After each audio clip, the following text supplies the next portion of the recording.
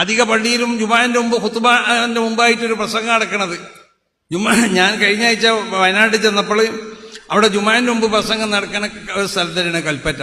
അപ്പൊ ഞാൻ വരുന്നുണ്ട് എന്ന് പറഞ്ഞപ്പോൾ അവർ ഏതായാലും തങ്ങൾ വരുന്നോണ്ട് ഇവിടെ വേണ്ടാന്ന് പറഞ്ഞു, ഇവിടെ നിന്ന് അങ്ങനെ പ്രസംഗം ചെയ്യണ്ടെന്ന് പറഞ്ഞു. അങ്ങനെ ഏതെങ്കിലും അവിടെ പ്രസംഗം ചെയ്തിട്ടില്ല.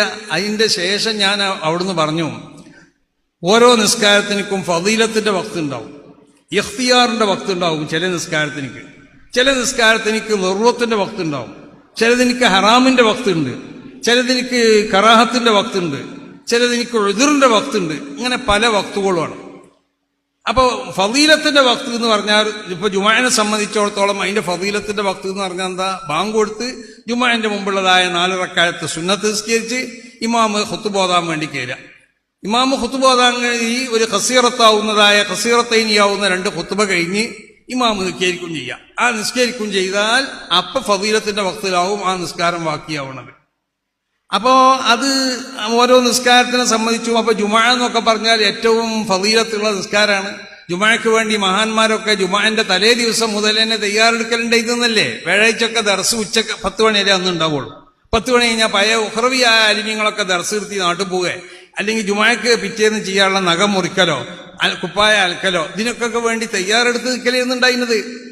ആ സമയത്ത് നമ്മൾ ജുമാനെ അതിന്റെ അവ്വൽ വക്തിൽ ബാക്കിയാക്കാതെ അതിനെ കുറച്ച് അപ്പുറത്ത് കൊണ്ടേ ആക്കുക എന്നുള്ളത് അത് ശരിയല്ല.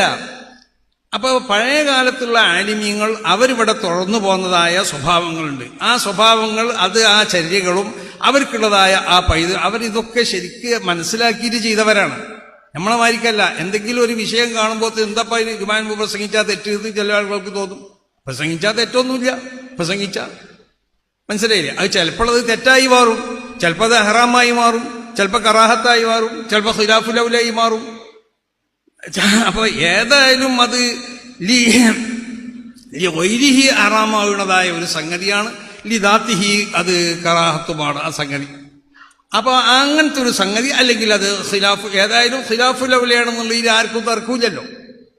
അപ്പൊ അങ്ങനത്തെ ഒരു ഖിലാഫുൽ ഔലിയാവുന്ന ഒരു സംഗതിയിൽ അവിടെ കൊണ്ടുവന്നിട്ട് ഇത് പഴയ കാലത്തുള്ള ആലിമീങ്ങൾ ചെയ്യാത്തതാണ്.